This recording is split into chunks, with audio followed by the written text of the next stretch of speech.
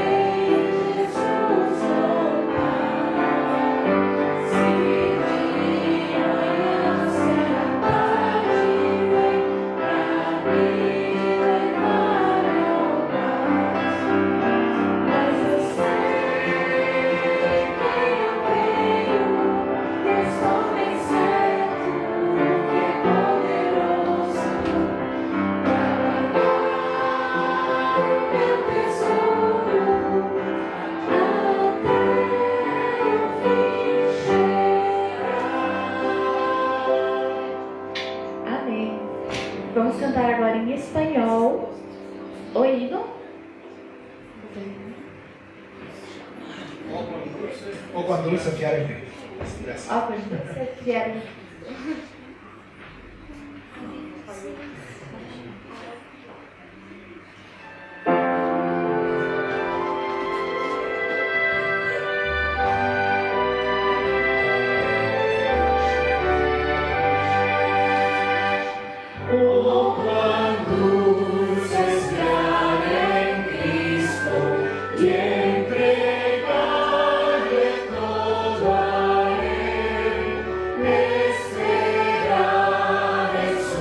No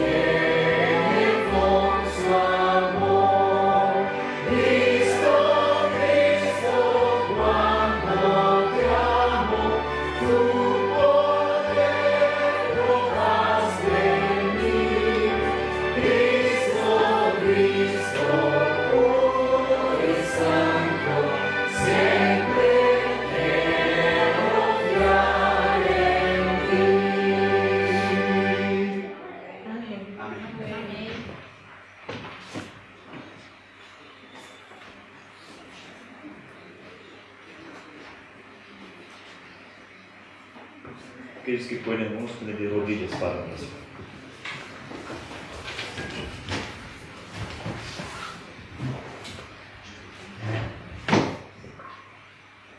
Pai querido, obrigado por mais um sábado. Obrigado porque podemos nos reunir na Tua presença, cantar louvores a Ti, escutar a Tua palavra, aprendermos. Obrigado pela oportunidade que nos dás de vivermos aquilo que nós aprendemos também. De vivermos na prática, Senhor, que é conhecer a Ti. Obrigado pela vida. Obrigado pelo Teu amor. E gostaríamos de pedir, Senhor, a presença do Teu Espírito para conosco. Que o Senhor possa derramar o Santo Espírito sobre cada um de nós. Que Ele prepare o nosso coração para recebermos a Tua palavra. Para que Ele nos ajude a aplicarmos a Tua palavra na nossa vida. Te pedimos que afaste todo pensamento, toda palavra, tudo aquilo que é distração. Te pedimos também em favor das famílias que estão passando por necessidades, sejam elas de saúde, problemas de saúde, problemas financeiros, problemas na família. O Senhor conhece a cada um. Te peço que o Senhor esteja presente, Senhor, colocando a sua mão sobre cada um e abençoando e atendendo o pedido de cada um segundo a Tua vontade. Esteja também com aqueles que não puderem estar presentes. E é isso que nós te pedimos e te agradecemos em nome de Jesus Cristo. Amém. Amém.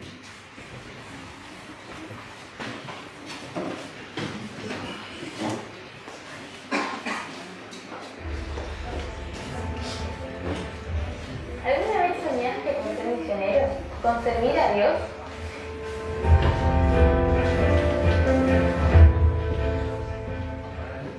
Gracias a las ofrendas pudimos construir unas salas para el club de idiomas.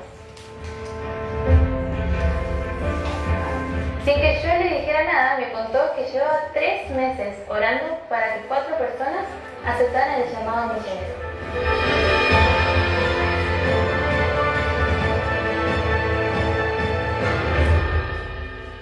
Probar y ver.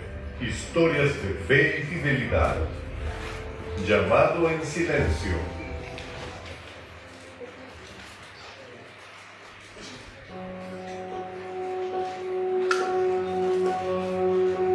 ¿Alguna vez soñaste con ser misionero? ¿Con servir a Dios? Desde pequeña ese era mi sueño, ser misionera. Pero con el tiempo la vida fue llenándose de cosas.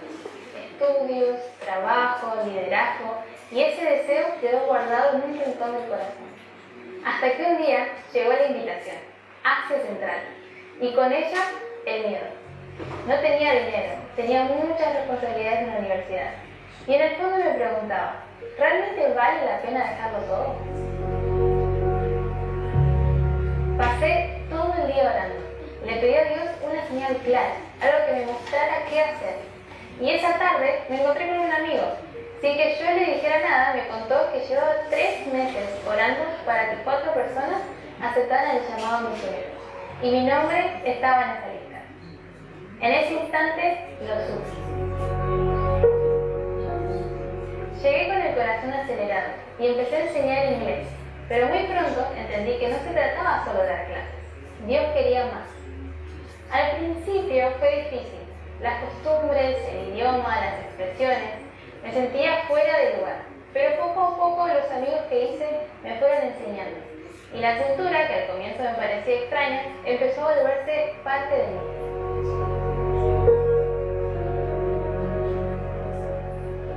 Aquí no podemos predicar en público. Sin medios, sin sermones, nada de lo fácil. Todo ocurre de persona a persona. Un día me senté con una alumna en un café, hablamos de Dios, de sueños, de fe, y fue ahí cuando algo comenzó a pasar. Al terminar, un joven que había escuchado se acercó. Dijo que también era cristiano. Me presentó a una amiga que quería saber más de Jesús, y esa amistad empezó a cambiar todo. Cuando ella decidió seguir a Cristo, su familia la echó de la casa. Yo no sabía qué decir, no sabía cómo ayudarla. Solo sabía que tenía que estar ahí para ella. Y Dios abrió caminos. Ella encontró una nueva familia en la iglesia, un hogar para su corazón. Hoy estudia la Biblia y vuelve a sonreír. Y yo aprendí que los milagros son más hermosos cuando ocurren en silencio. Gracias a las ofrendas pudimos construir nuevas salas para el de idiomas, pero se volvió mucho más que un lugar para aprender inglés. Aquí las personas de diferentes orígenes se encuentran, hacen amistades e incluso encuentran esperanza. Tú, en tu iglesia, orando y ofrendando, también formas parte de esta misión. Si Dios te llama, ve. Puede parecer imposible, pero Él se encarga de todo. Tu sí puede cambiar el mundo de alguien. Yo sé que quizá no puedas salir de tu casa o dejar tu familia, pero hay muchas maneras de colaborar con la misión. Tú haces tu parte y nosotros la nuestra. Y probamos y vemos que Él es un Dios bueno. Ha llegado el momento para que adoremos juntos a través de los diezmos y de las ofrendas. Queridos, quando Salomão, antes de construir o templo, Deus deu as instruções para ele, Davi separou os materiais. Ele falou, Salomão ainda é muito novo, e ele falou 3 coisas muito interessantes. Capítulo 29 de Crônicas. Pois eu, com todas as minhas forças, já preparei para a casa de meu Deus ouro para as obras de ouro. E aí ele descreve os materiais. Verso 3. E ainda, porque amo a casa de meu Deus, o ouro e a prata particulares que tenho dou para a casa de meu Deus, afora tudo quanto preparei para o santuário. E o verso 9. O povo se alegrou com tudo que se fez voluntariamente, porque de coração íntegro deram eles liberalmente ao Senhor. Também o rei Davi se alegrou com grande júbilo.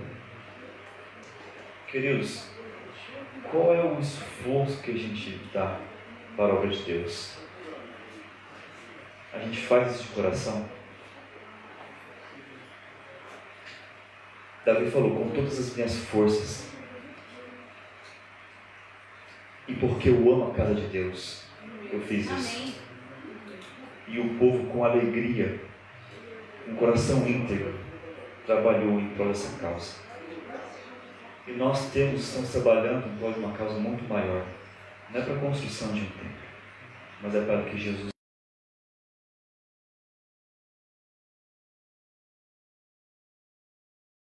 não é para enriquecer ninguém, é para que o Evangelho seja pregado. Queridos, que Deus nos ajude a darmos tanto os dízimos quanto as ofertas, e tudo aquilo que a gente tem de coração. Amém.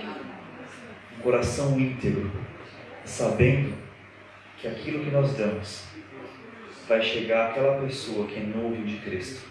E um dia essa pessoa vai chegar e vai agradecer, porque ela teve a oportunidade de ouvir o Evangelho. Mas é porque nós somos fiéis aqui. E Jesus fala, seja fiel no pouco, sobre o muito vou te colocar. Amém. Que Deus abençoe neste momento, nos dízimos e nas ofertas.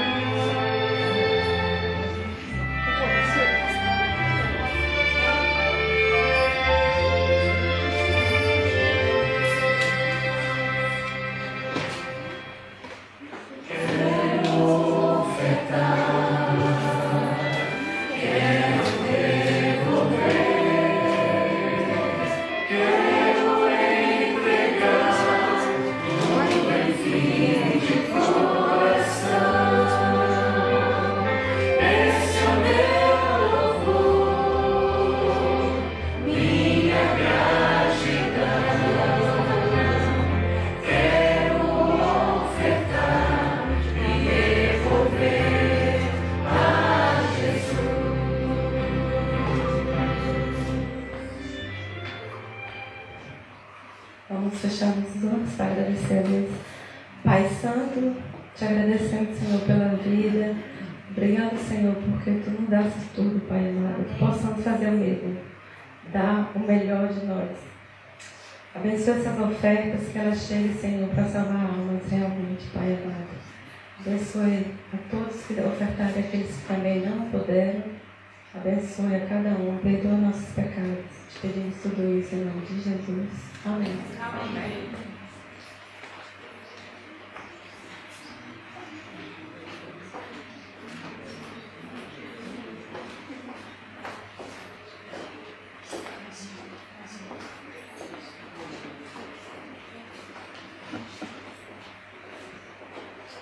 ¿Dónde están los niños?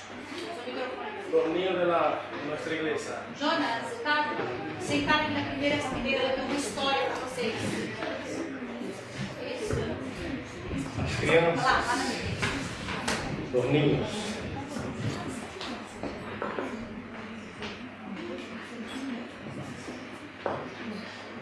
Entonces tenemos aqui halb. Metade, metade, né? Eu falo português, né? Muito bem. Então, português, espanhol, espanhol. Muy bien.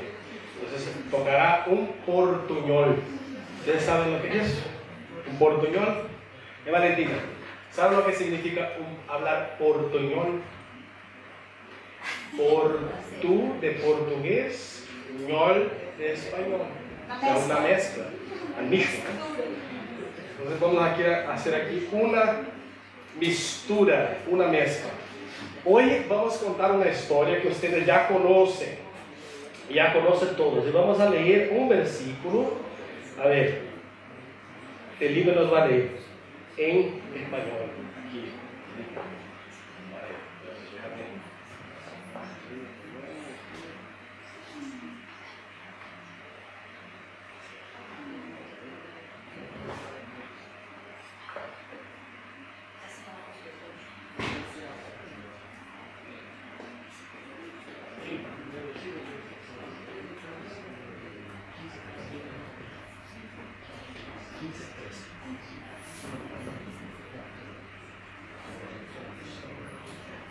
Lucas 15:13. Pocos días después, el hijo menor empacó sus pertenencias y se fue a una tierra lejana, donde derrochó toda su herencia viviendo desenfrenadamente. Muy bien, gracias. ¿Ustedes entendieron? É a história do hijo pródigo, história do filho pródigo. Você se lembra dessa história? Que eram dois filhos, dois hijos, um menor e outro maior, né? Um menorzinho. E o menor, ele queria ir embora de casa, queria sair. E então ele pediu a papá muito dinheiro, a herência. Pediu a herança. Você sabe o que é herança? É o quê? São quando a gente acaba tendo uma situação boa, ou às vezes ruim, ou às vezes média. Exatamente. Então a herança é o que nós herdamos, nós lo que heredamos de los papás. Então, o papá e a mamá têm uma casa. Quando eles se muerem, se queda para os filhos. Quando o papai e a mamãe têm uma casa, por exemplo, quando eles morrem, fica para os filhos. Isso é uma herança, uma herência. Muito bem. Então, em Lucas 15, habla deste hijo pródigo. E o que passou? Ele dijo, mira, papá, me voy. Pero papá não havia morto todavía. O papai deles não tinha morto ainda. Eu estava vivo. Que coisa, né? A herança é só quando o pai morre, mas aí estava vivo. Era uma falta de respeito, uma falta de respeito, não? Pero bien, dijo, mira, dame la herança, dame mi dinero, mi dinerito, que voy a hacer las maletas. Voy a llenar mi mochila. E llenou a mochila, mira como tenho minha mochila pesada, mira. Llenou com todo o que tinha. Encheu a mochila de coisas. Colocou a mochila na espalda e se foi a outro país. Agarrou seu passaporte, se foi para outro país. Vocês aí podem pensar em qualquer país que vocês queiram viajar. Foi. Agarró el avión, se fue. Y llegando allá, y mira, en esa mochila había mucho dinero. Lleno de dinero. Dinero y cosas. Llenó sus cosas, fue. Y no quería trabajar, solo a gastar dinero. ¿No? Como se dice en los memes. A gastar dinero. Y gastaba, y tinha muitos amigos. Valentina tenía muchos amigos. Mira, cuando uno tiene mucho dinero, está lleno de amigos. Pero cuando uno está, ¿no? Quando a gente está de capa caída, tá mal, os amigos vão tudo embora, desaparece, fica sozinho. Vocês são pequenos ainda, vocês vão perceber. Então, ele tinha muitos amigos, muito dinheiro, e você foi, tá gastando em festa, e gastou todo o seu dinheiro em coisas erradas. Gastou todo o seu dinheiro, e era muito dinheiro. O papai era rico, milionário. Gastou em coisas que não devia, coisas malas. E o que passa quando já não temos, não? Assim, mira como estou, mira. Né? Olha. O que acontece quando você já não tem dinheiro? O que acontece? Você tem que buscar um trabalho. Um trabalho tem que buscar, não? Para llenar um pouquinho o bolsillo. Foi buscar um trabalho. E sabe qual foi o trabalho? O trabalho? De cuidar cerdos. E ele era um judeu. Você sabe que os judeus não comem porco. Nós também não comemos porco. Não comemos cerdo. Não? Então foi a trabalhar com o cerdo e comia a mesma comida que os cerditos comiam. Que coisa. Aí cortou essa. Como chama em espanhol a comida do cerdo? Lavasa. Lavagem em português. Ah, sim, lavagem.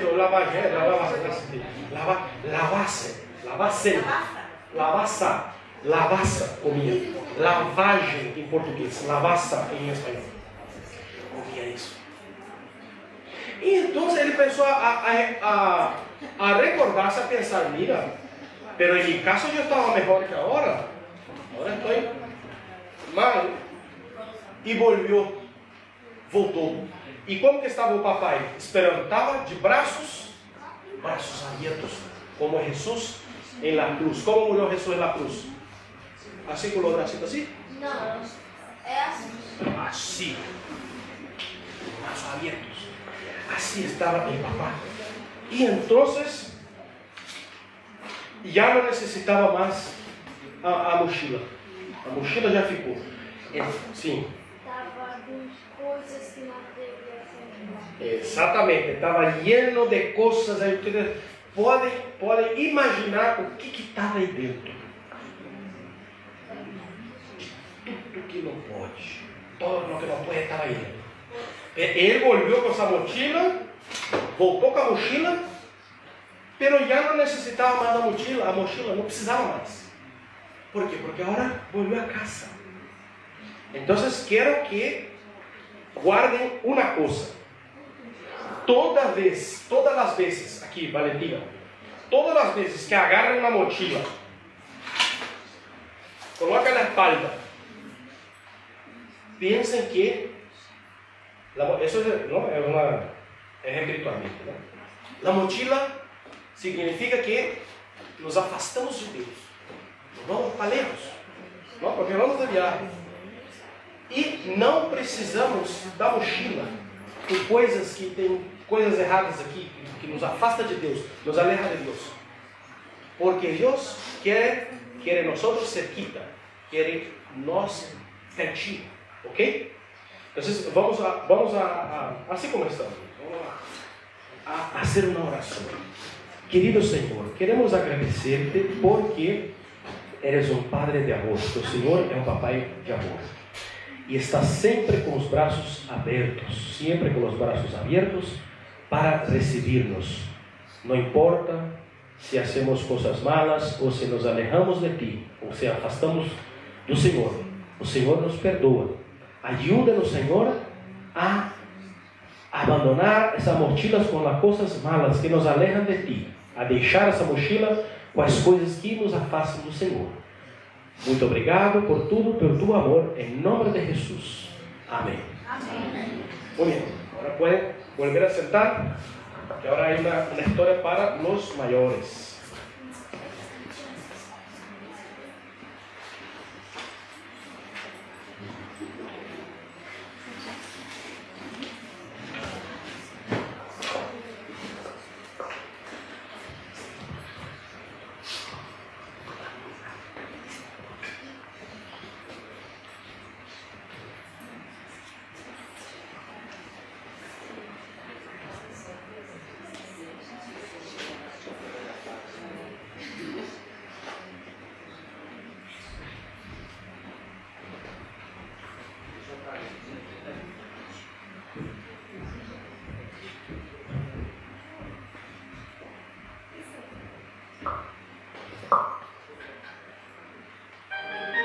Osana es una palabra hebrea que significa "oh, sálvanos". Los judíos usaron esta palabra para alabar a Jesús cuando entraba a Jerusalén sobre un asno. Y mientras ellos movían sus ramas de palmas y ponían sus mantos sobre el camino, gritaban "Hosana". De Mateo 21, versículos 9 al 11. Hosana al Hijo de David. Bendito el que viene en el nombre del Señor. Hosana en las alturas. Y la gente decía, este es Jesús. Bendito es que viene en el nombre del Señor. Bendito es que viene en el nombre del Señor. Hosana, Hijo de David. Hosana en las alturas. Hosana, Hijo de David. Hosana, este es Jesús. Que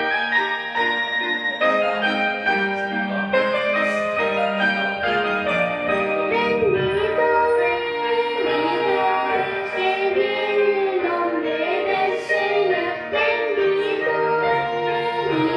es que viene el nombre del Señor.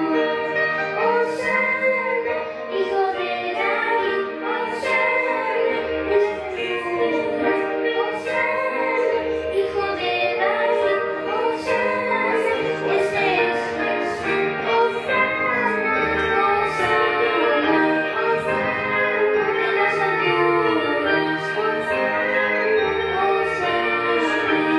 Hosana, este es Jesús.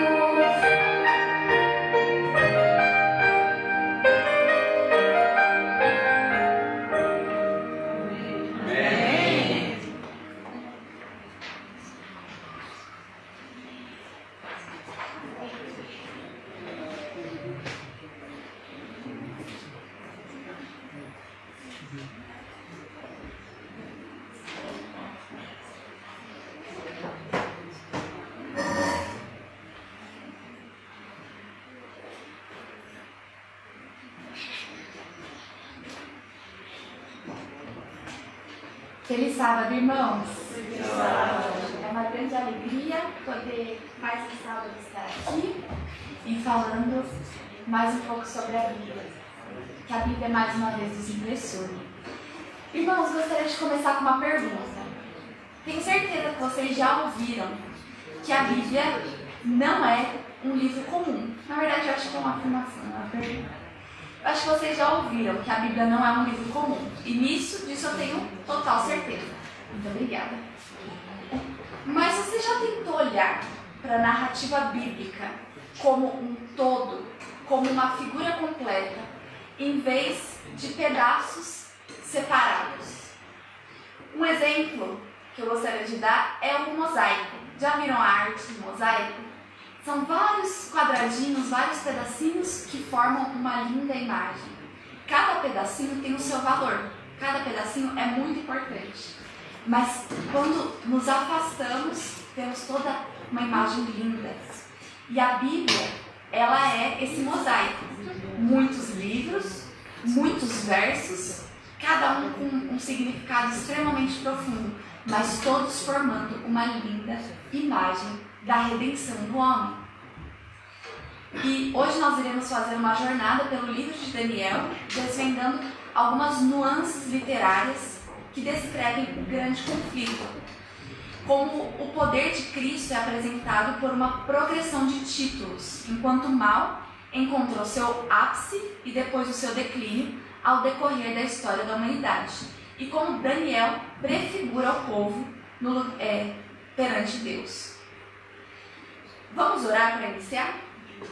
Senhor Jesus, muito obrigada, Pai, por mais uma oportunidade de falar do Senhor, de estarmos aqui na sua igreja. Senhor, que a Tua palavra, tudo que o Senhor deixou para nós agora, impressou nos nossos corações. Que eu seja apenas um veículo, Pai, e que o Senhor me use para falar de Ti para os nossos irmãos, para a nossa igreja, para os nossos corações. Em nome de Jesus. Amém. Então, um pequeno contexto, alguns livros antes de Daniel, então temos Isaías, Jeremias, Lamentação e Ezequiel. E todos esses livros, quando nós vemos um quadro nada bom. Então, um povo que está longe de Deus, numa situação degradante, e que Deus, por muitas vezes, avisa: vocês vão para o exílio, vocês quebraram a aliança, voltem para mim, porque senão vocês vão passar por momentos difíceis. E o povo, em sua autossuficiência, acreditavam que simplesmente por morarem em Jerusalém, por viverem ao redor do templo, estavam seguros, que Deus não permitiria que uma fatalidade acontecesse com o templo, o lugar de adoração. Mas Deus deixou muito claro que isso aconteceria em sua aliança, e aconteceu. O povo foi levado ao exílio. E Daniel, nós começamos o livro já lendo na Babilônia. Os 4 jovens, então, chegaram lá, eram jovens importantes no seu país, mas quando chegaram, então, foram levados para também passar por uma imersão dos caldeus. Trocaram nomes, aprenderam a língua, aprenderam sobre adivinhação, e isso é algo muito interessante. Eles aprenderam muitas coisas que nós não nos colocaríamos nessa situação, aprender sobre astrologia, divindades pagãs, mas eles estavam firmes na palavra. Então nós temos a declaração de fidelidade de Daniel, que decidiu no seu coração não se contaminar. Então, começamos o livro com um remanescente que, apesar de estar em terra estranha, decide se manter fiel a Deus, apesar de todas as situações contra. Guardem essas informações, isso vai ser muito importante. Então, seguindo para o capítulo 2, então nós temos a célula-mãe do livro de Daniel. A partir desse capítulo, então, todo o resto das profecias são destrinchadas e abertas perante nós, perante os leitores. E o capítulo 2, verso 21, é extremamente central no livro de Daniel. Gostaria de começar abrindo com vocês Daniel, capítulo 2, verso 1. E aconselho vocês a deixar as suas Bíblias abertas no livro de Daniel para ganharmos tempo. Outros versos que leremos estarão na tela. Enquanto abrimos, eu gostaria apenas de comentar que é muito bom que eu estou fazendo esse sermão quando logo que finalizou então o estudo com o pastor sobre Daniel. Então eu sei que eu não estou falando para leigos aqui, mas todos que não participaram, que têm dúvidas, podem buscar pastor, ancião, a gente, quem for, e a gente faz esse curso mais quantas vezes precisar. Abertos em Daniel 2, 21, então vamos ler aqui. Ele é quem muda o tempo e as estações, remove reis e estabelece reis. Ele dá sabedoria aos sábios e inteligência aos inteligentes. Daniel declarou isso após receber a visão de Deus, após ser agraciado por Deus. E ele faz essa declaração, que é muito importante no livro de Daniel. Porque depois disso, nós vemos que todos os reis e todos os poderes da terra estão buscando essa posição. São eles que buscam definir quem estabelece e quem tira os reis. Porque todo reino pensa que ele é eterno. Mas nós vemos muito claro no capítulo 2 que passam-se reinos, mas aquele que fica é aquele que vem sem a ajuda de mãos humanas. Então, nessa mesma ideia, vamos para o capítulo 3 e o capítulo 6, que são paralelos no quiasma do livro. Nesses capítulos, temos o remanescente perseguido, um rei que se coloca na posição de Deus para buscar conseguir ter essa posição de definir quem vive e quem morre de acordo com a escolha da adoração. Mas no último momento, no momento mais difícil, então Deus se revela de maneira maravilhosa e os reis declaram para todo o seu reino que quem é Deus, o Deus verdadeiro, é o Deus dos hebreus, é o Deus do povo remanescente. Então, no capítulo 3, nós temos a primeira declaração de Cristo. Em cada slide eu vou ter aqui o título, que vai estar nas nossas bíblicas, mas também o título em hebraico, para que a gente possa acompanhar, e eu vou explicar um pouco para que a gente entenda a progressão dos significados, porque só nas nossas traduções não é suficiente, a gente precisa entender um pouco da raiz disso. Então temos aqui a primeira menção de Cristo. Primeiramente que a gente só sabe que é Cristo graças a Deus, por causa do espírito de profecia. Porque o texto não nos deixa claro. Vamos ler Daniel 3, 25. Tornou ele e disse: Eu, porém, vejo 4 homens soltos que andam passeando dentro do fogo, sem nenhum dano, e o aspecto do quarto é semelhante a um filho dos deuses. Quem faz essa declaração é Nabucodonosor. Dentro daquilo que ele conhece, ele tenta descrever aquele ser que ele está vendo. Então ele é um rei pagão, e dentro dos deuses que ele conhece, então ele declara que aquele ser que ele vê parece filho de Deus. Então, nós sabemos que se trata de Cristo pré-encarnado, por meio do dom de profecia, porque o texto mesmo, ele não nos deixa claro. E essa é uma teofania anônima de Deus, sem título formal, reconhecida apenas pela aparência.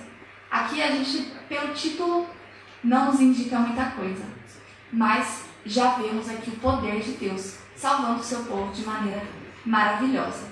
No capítulo 6 temos mais uma representação e atuação maravilhosa divina, mas vamos pular agora para o capítulo 7.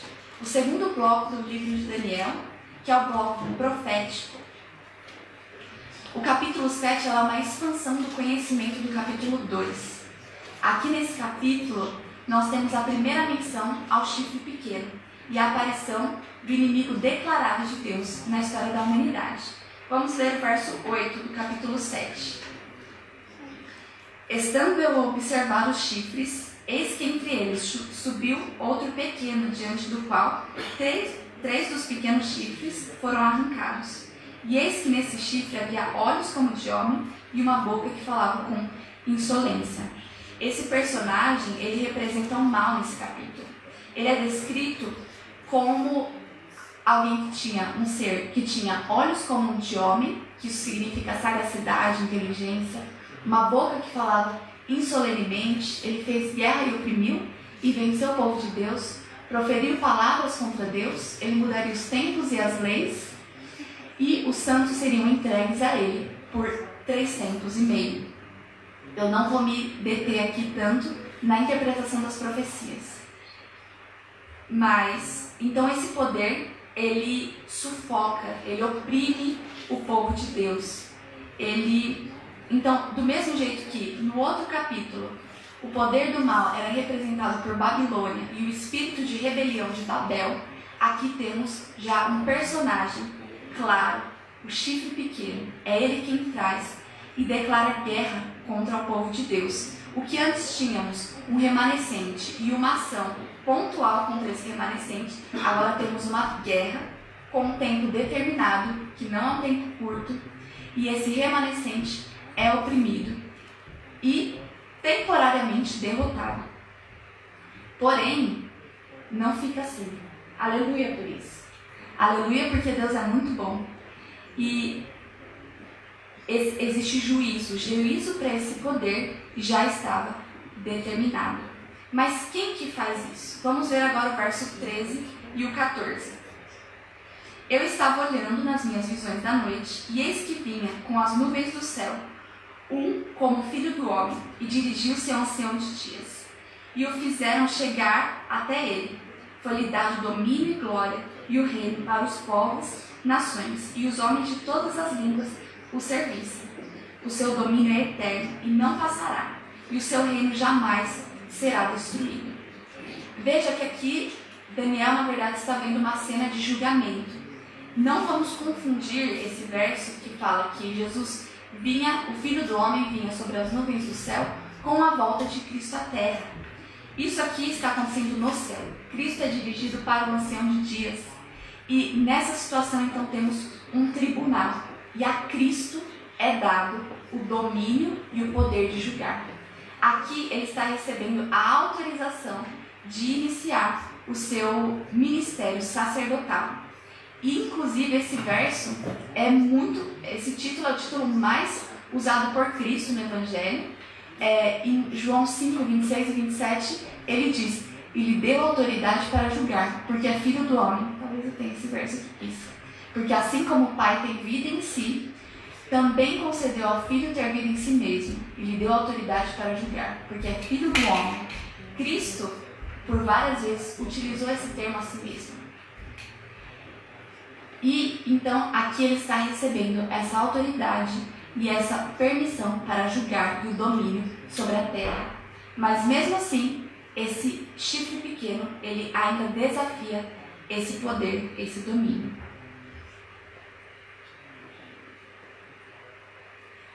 Porém, existe um ponto muito importante. Vamos ler agora o verso 17 e 18 dentro deste capítulo, que diz assim: estes grandes animais que são quatro reis, que se levantarão da terra, mas os santos do Altíssimo receberão o reino, e possuirão para todo sempre, de eternidade em eternidade. Cristo recebe o domínio, mas a recompensa dos santos, a recompensa do seu povo.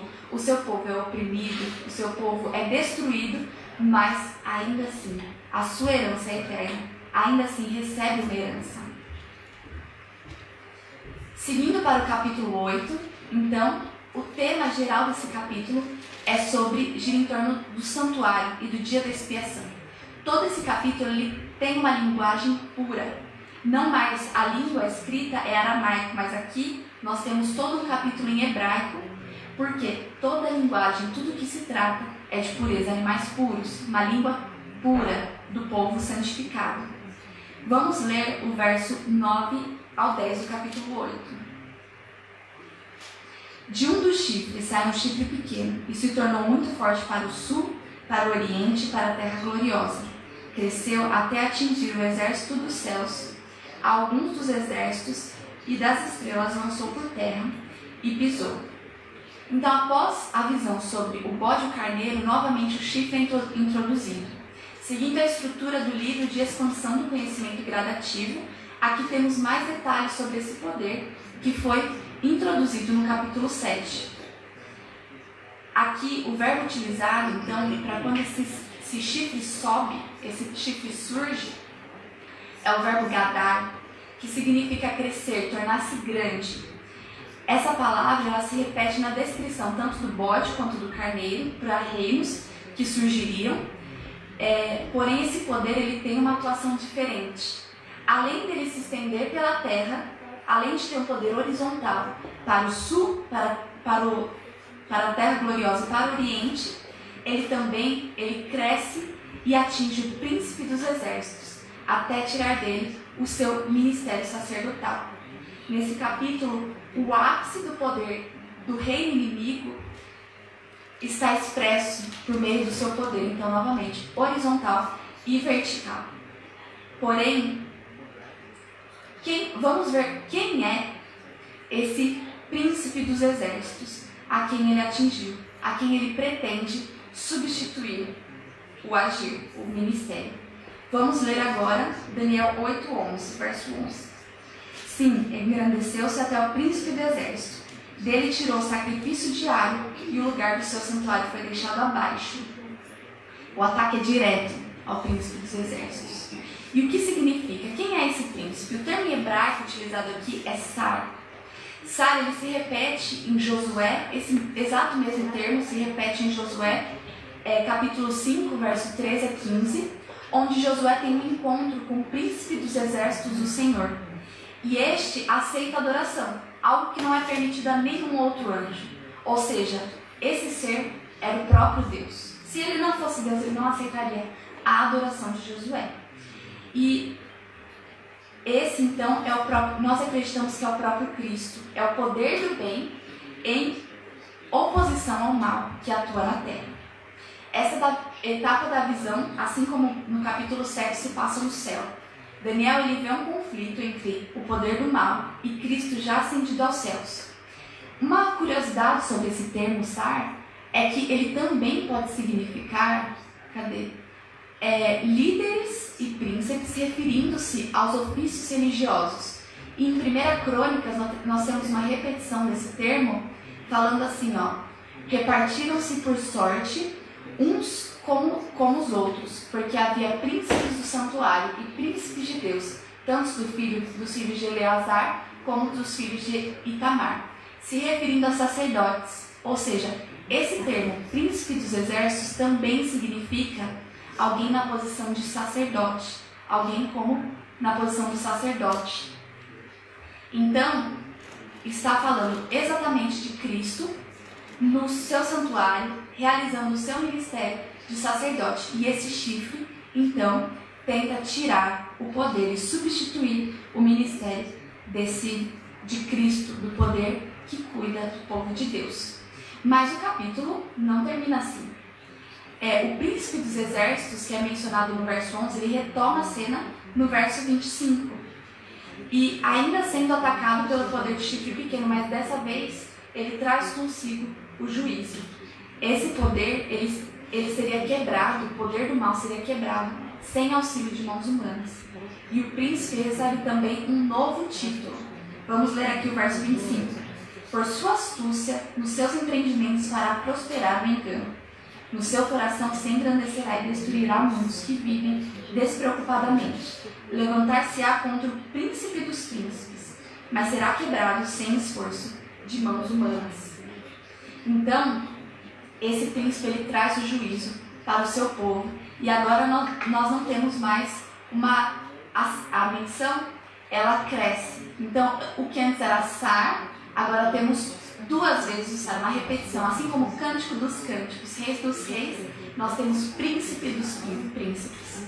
Um superlativo, algo que engrandece esse poder nessa crescente. No capítulo 9, então, eu acho impressionante, capítulo 9, muito lindo. Nós temos a intercessão de Daniel pelo seu povo. Daniel estava muito angustiado, porque ele lê em Jeremias que o exílio duraria 70 anos.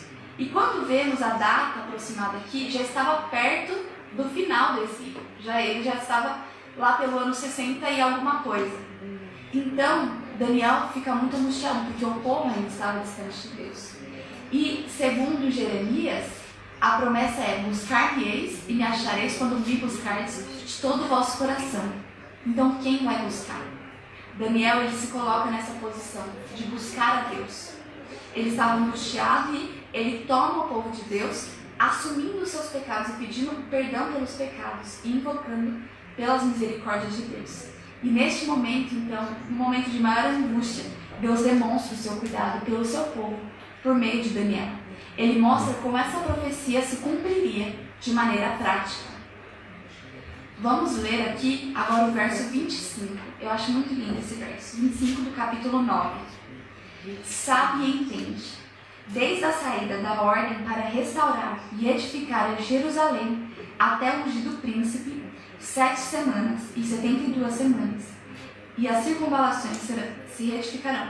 Perdão, eu citei aqui o verso errado. Na verdade, a gente deveria ler o verso 23, que eu acho muito lindo, que diz: no princípio das suas súplicas saiu a sua ordem, e eu vim para te declarar, porque és muito amado e considerado, e considera, pois, as coisas e entende a visão. Quem não gostaria de ouvir isso? de um ser celestial. Na sua maior angústia, ouvir que você é muito amado e Deus enviou um anjo só para te ajudar.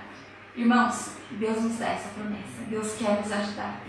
Mas vamos seguir. No verso 25, pela primeira vez, já lemos aqui, né? Temos a figura do Salvador do povo de Deus, sendo agora atrelada, então, ao Messias. A palavra aqui, então, é Meshiach, que é Mashiach, que é justamente Messias. Então, agora, deixa muito nítido que o Salvador do povo de Deus é o Messias. Isso se torna incontestável quando avançamos a 69 semanas. Esse poder, esse príncipe, um ungido príncipe, ele está atrelado a uma cronologia profética das 69 semanas. E a partir desse tempo, então, quando fazemos o cálculo, nós temos o ano exato do batismo de Jesus, do início do seu ministério. Então, temos dois motivos aqui para acreditar que esse poder que salva o povo de Deus é, sem dúvidas nenhuma, Jesus Cristo, o Messias, o Salvador do seu povo. Aqui, para príncipe, não temos mais Sar, mas Nagid, que é governador, que é o príncipe governador do seu povo. A identidade messiânica, então, se torna inequívoca. E a figura que marca o Salvador do povo de Deus, profetizado pelo livro de Daniel, então viria depois dessas 69 semanas. Seguindo agora, ainda no capítulo 9, nós temos no finalzinho, então, a menção do inimigo de Deus, o assolador. Daniel, ele faz um paralelo textual entre o capítulo 9 e o capítulo 8, onde é mencionado o chifre pequeno. E ele faz paralelos entre as palavras que virá o assolador e aqui que o chifre pequeno ele traria essa transgressão assoladora para que quem lesse entendesse do que se tratasse, do que ele estava tratando. Aqui, por mais que ele não fale mais do chifre pequeno, mas ele ainda faz paralelos para que entendamos quem que é esse poder. No capítulo 10, então, seguimos. A partir daqui, do capítulo 10 ao 12, nós temos um único bloco, um único trecho. A separação por capítulos, então, é feita, claro, como toda a Bíblia, por nós, né, pelos homens, mas temos o do 10 ao 12, especialmente, é um único bloco. Então, aqui temos o homem vestido de linho. O homem vestido de linho, nós sabemos que é Cristo, por meio de outros textos bíblicos, Apocalipse 1 e Ezequiel 1. E no capítulo 10, então, a gente vê essa descrição desse homem vestido de linho, que é uma teofania de Cristo. Cristo se demonstrando para Daniel naquele momento de angústia. E ele tem um peso, por mais que esse termo aqui não agregue tanto na progressão que estamos acompanhando, esse personagem ele é muito importante nessa história. Vamos ler agora e vamos notar algumas repetições no verso 5, 16 a 18 do capítulo 10. Levantei os olhos e olhei, e eis um homem vestido de linho, cujos ombros estavam cingidos de orgulho de face. Então aqui ele se refere ao homem vestido de linho como um homem. Ok. Vamos ao verso 16. Eis que uma, como semelhança dos filhos dos homens, me tocou, e os lábios, então passei a falar. E disse àquele que estava diante de mim, meu Senhor, por causa da visão me sobrevieram dores, não me ficou força alguma. Como, pois, pode o servo do meu Senhor falar com o meu Senhor? Porque quanto a mim, não me resta já força alguma, nem fôlego em mim. Então tornou-me a tocar aquele semelhante a um homem, e me fortaleceu. Quem toca Daniel nesse momento difícil é o homem vestido de linho. Quando vai descrever, ele descreve ele como um homem. E Daniel é diversas vezes tocado nesse capítulo, mas só aqui fala que esse semelhante a um homem o toca. Entendemos isso como o próprio Cristo, como essa teofania de Cristo, essa demonstração de Cristo. E, irmãos, eu gostaria de fazer agora em parênteses. Eu acho essa parte muito interessante, que do 16 ao 18. Daniel, durante todo esse capítulo, nós vemos sinais e sintomas de uma pessoa que estava deprimida. Ele não comia, ele chorava, ele tremia, ele não tinha forças, o rosto dele estava pálido, ele estava passando por um momento difícil porque ele entendia que os 2.300 anos que foi antes apresentado seria para o povo dele agora. E ele estava muito angustiado. Então Cristo vem pessoalmente a ele e o toca. Ele recebe a profecia e ele se cala, mas Cristo toca os seus lábios para que ele fale. Irmãos, muitas vezes nas nossas relações pessoais, o que a gente tende a fazer, infelizmente, quando alguém nos machuca? A gente guarda isso para nós, né? A gente fica quieto, a gente não quer resolver, e aquilo só faz com que a gente se afaste da pessoa. E eu pergunto aqui pro Gilson e pra Elisete, que já estão há muito tempo casados, quando um casal briga, ou quando um faz algo que machuca o outro, é bom você abafar aquilo e não falar nada, deixar pra lá? Não. Exatamente. É importante que a gente resolva. E com Cristo, irmãos, não é diferente. Se algo aconteceu na sua vida, se Cristo deixou de fazer alguma coisa por você, ou Ele permitiu que algo acontecesse contra a sua vontade, fale.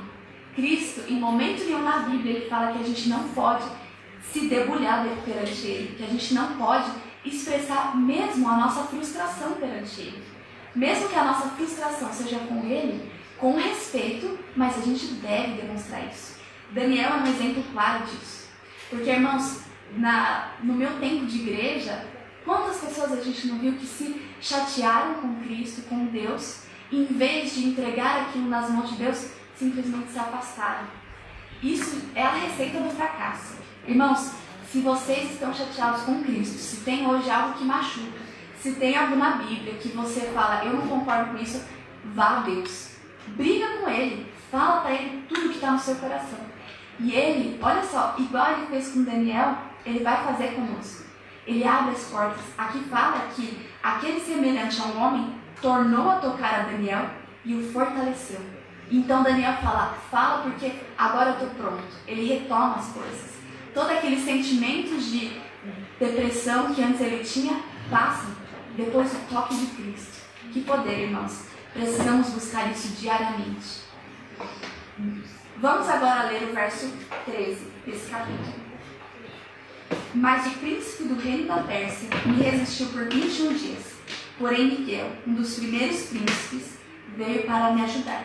E eu obtive vitória sobre o rei da Pérsia. No verso 13, o príncipe que vimos repetidamente crescendo em títulos até aqui, agora ele recebe um nome próprio, Miguel. Miguel, o que significa tu nombre? O que significa tu nombre? Exatamente. Que poder, né? O nome Miguel significa quem é como Deus. E agora, esse ser que carrega esse nome, quem é como Deus, ele então, os títulos se acumulam. Então, o que antes era um príncipe, agora ele tem um nome próprio, Miguel, o príncipe. Quem é como Deus? É o príncipe do seu povo. E ele é acompanhado de vitória. Então, como a gente viu, um anjo sozinho ele não conseguia derrotar o rei da Pérsia, mas quando Miguel vem, ele é vitorioso sobre o rei da Pérsia. Ele é vitorioso na batalha. Vamos agora para o verso 21. Miguel novamente é citado aqui, e é a penúltima citação de Miguel no livro de Daniel. Mas eu te declarei que o que está expresso nas escrituras da verdade, e ninguém há que esteja do meu lado contra aqueles, a não ser Miguel, o vosso príncipe. E mais uma vez, é muito interessante, mais uma vez Miguel é trazido à cena, e nesse momento é como se fosse quebrada a quarta parede. O que antes nós, como leitores, espectadores, víamos de um Miguel, que é o príncipe, que é quem é como Deus, muito poderoso, admirável, agora ele é pessoal, agora ele é o vosso príncipe. É como se o leitor fosse tocado nesse momento. Uau, é comigo que ele está falando. Assim como Miguel foi tocado nesse momento. Então, Miguel agora ele ganha um povo. Ele tem um povo. Daniel representa esse povo. Então, quando é declarado Miguel, vosso príncipe, então está falando do príncipe, do povo que Miguel assume. E isso é muito poderoso. Então, Miguel crescendo cada vez mais em títulos. No capítulo 11, então, nós temos reinos que se levantam e caem. Um atrás do outro vão surgindo e é muito difícil de ler o capítulo 11. Para aqueles que já leram, assim, é um pouco cansativo e é confuso para a cabeça. Quando você vai lendo, um rei se levantou e caiu, outro rei se levantou, casou, caiu. E é muito confuso.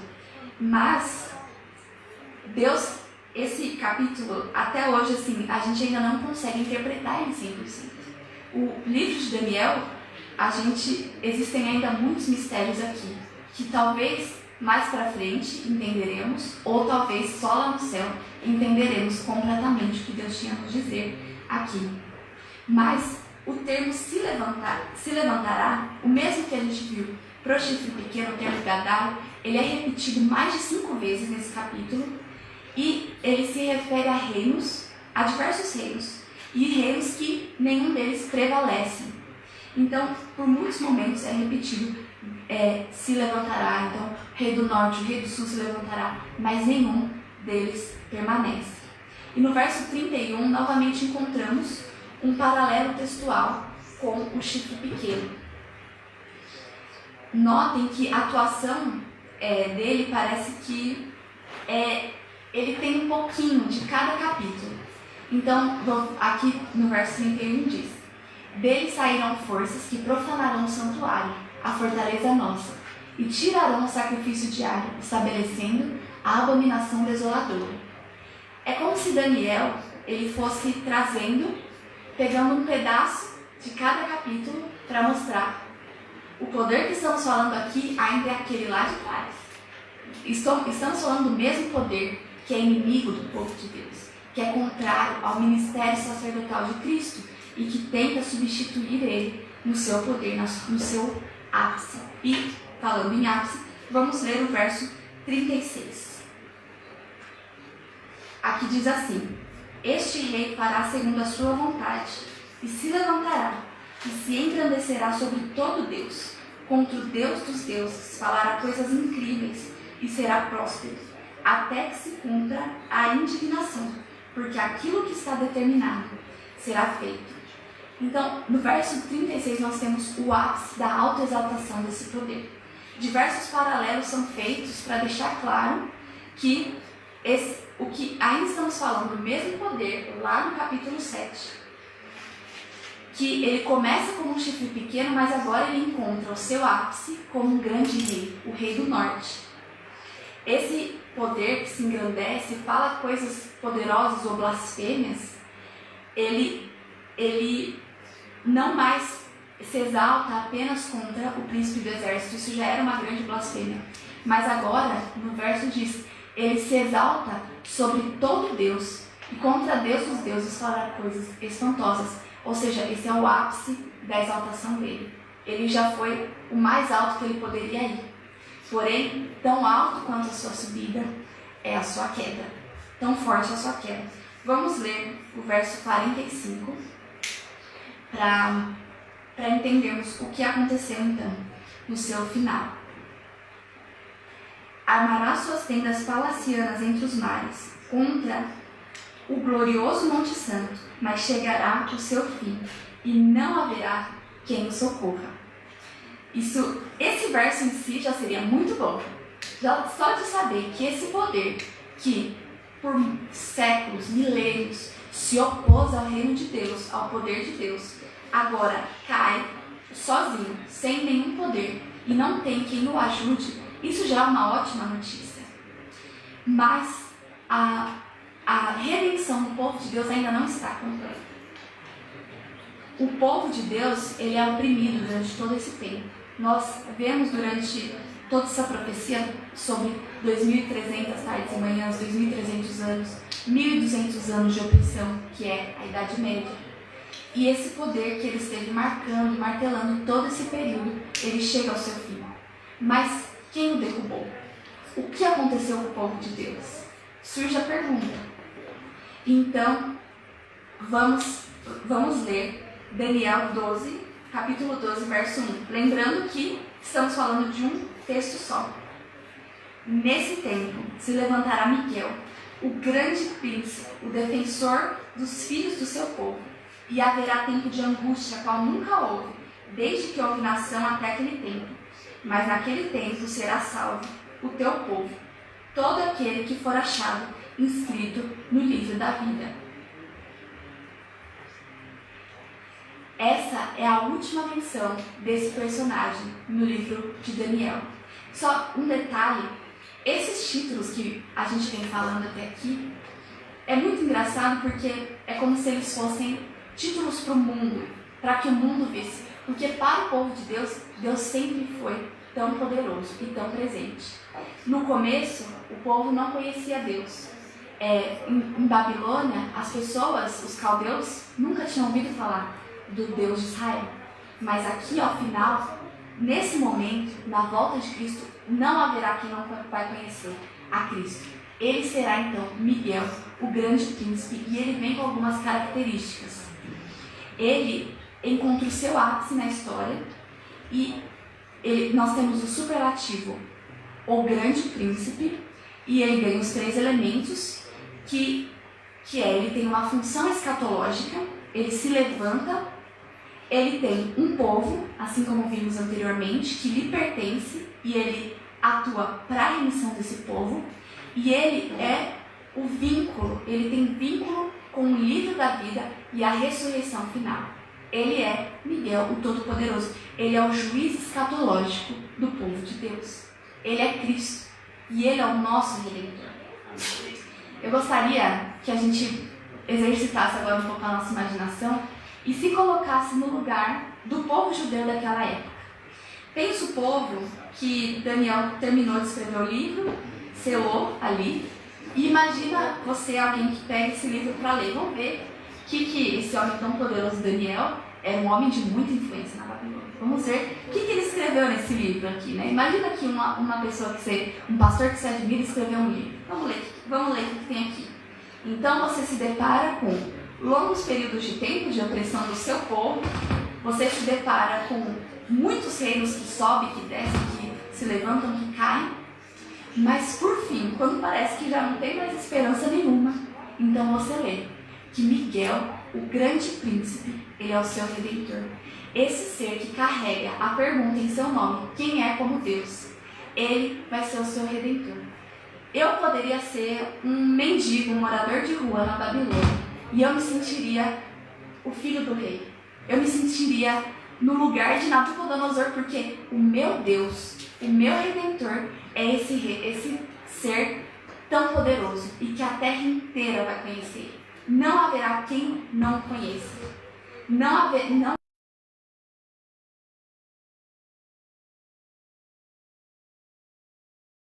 podem passar, provavelmente não vai ser no meu tempo, mas eu vou ser salvo. Ele vai vir me redimir. E isso é muito lindo. E novamente, esses títulos demonstram muito do que o mundo verá em Miguel. Mas existe um trato pessoal entre Deus e o seu povo. Existe um trato pessoal entre Deus e Daniel. E isso... Eu estou mexendo alguma coisa aqui?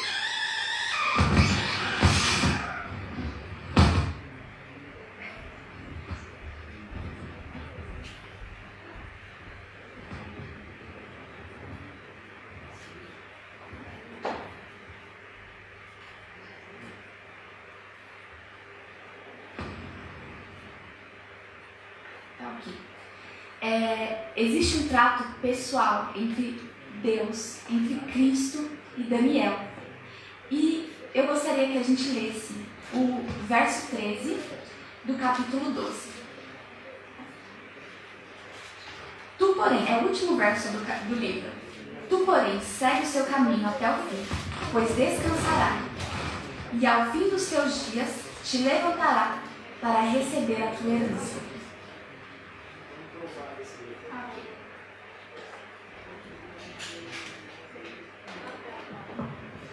Oi, eu acho que é melhor assim. Então, eu vou ler mais uma vez para a gente ter a ideia de volta. Tu, porém, segue o teu caminho até o fim.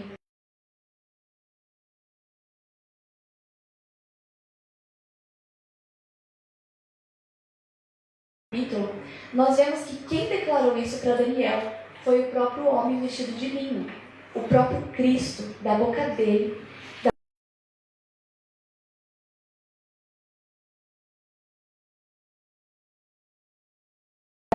Dentro do livro de Daniel, existe um jogo, existe um paralelo muito interessante.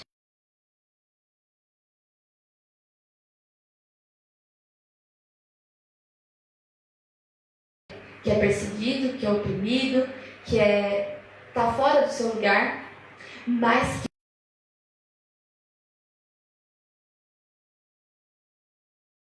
testemunhar. E o povo de Deus, ele passa pela mesma coisa. Pensa que para Daniel,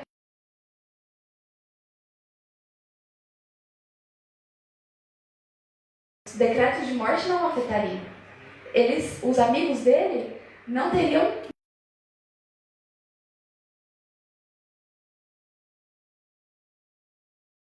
o ajoelho, não tem problema. Mas eles escolheram o caminho da fidelidade. E esse caminho não é fácil. Eles estavam longe de casa.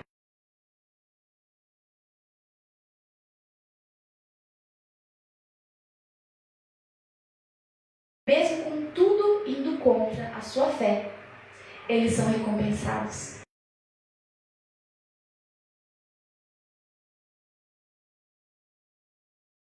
A promessa, descansa. A sua herança vai chegar. A sua fé será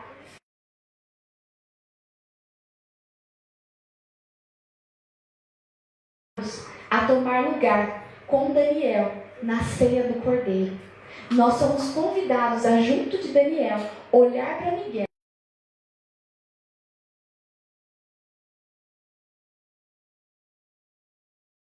A história me acompanhou. Durante os meus momentos difíceis, me tocou, me fortaleceu. Irmãos, Daniel, ele tinha muito.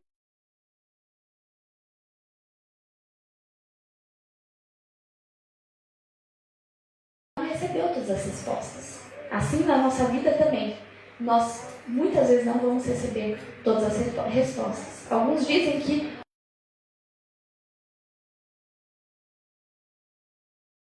Deus vai nos responder. Mas mesmo assim, mesmo com dúvida,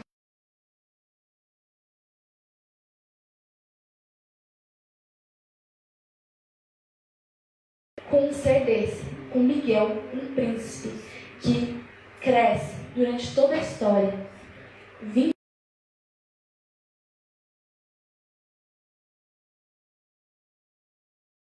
nosso irmão Alejandro.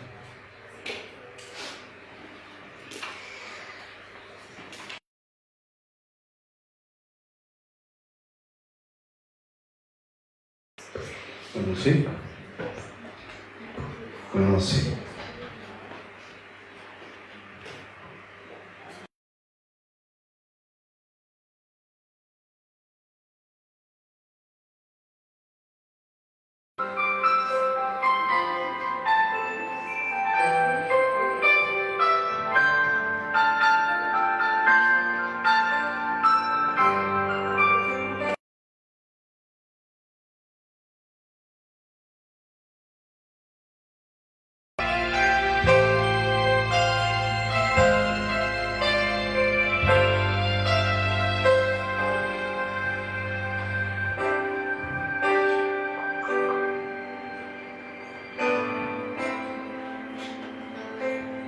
Al estar en la presencia de tu santidad,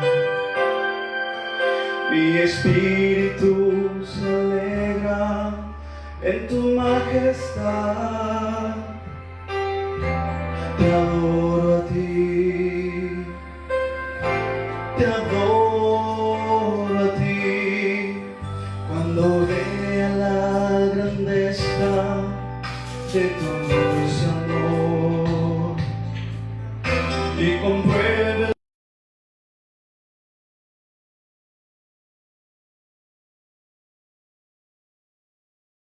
y tú se alegrará en tu majestad.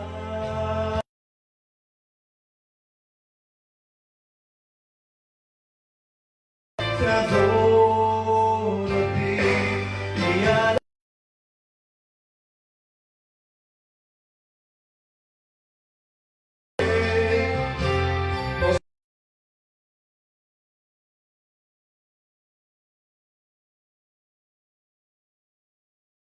y siempre quiero estar para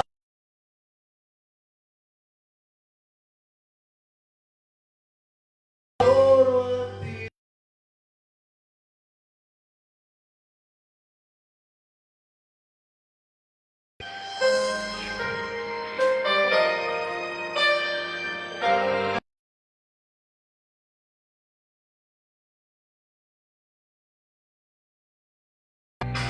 Te adoraré y al contemplar la hermosura de tu santidad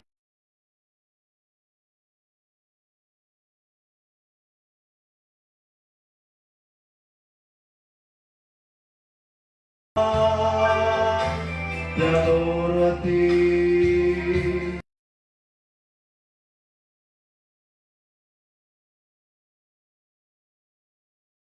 La grandeza de tu dulce amor, compruebe la pureza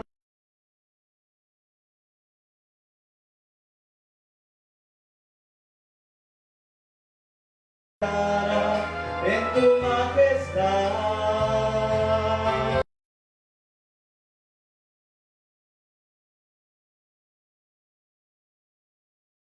Y al estar aquí delante de ti,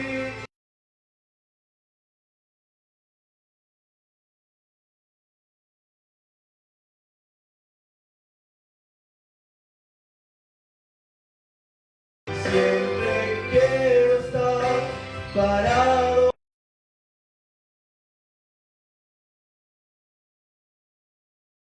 Adoro a ti, Señor, te adoro.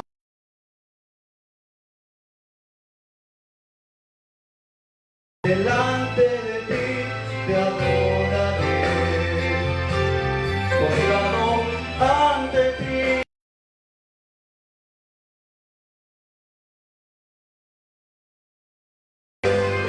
Quiero estar para adorar y contemplar.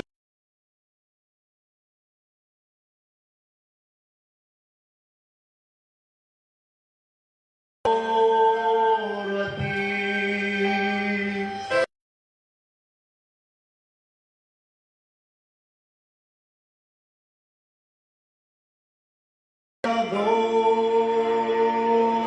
Adoro a ti.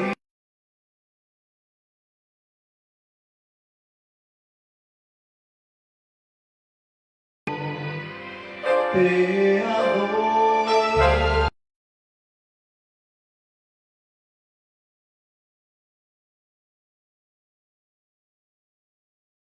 Amén. Amém.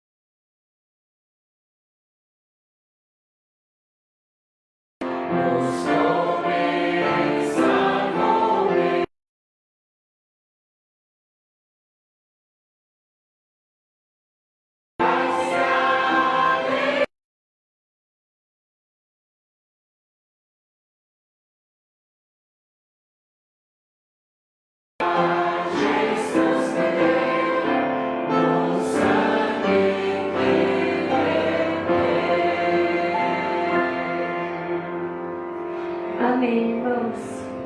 Espero um dia cantar lá no céu.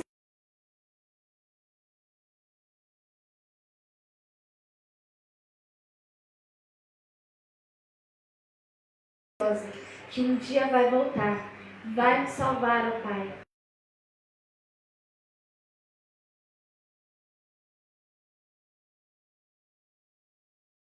E um dia o Senhor vai voltar para salvar o seu povo remanescente.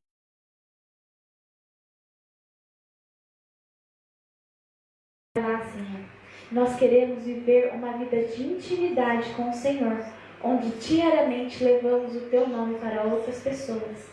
Por favor, nos use e derrame o Teu poder, o Teu Espírito, em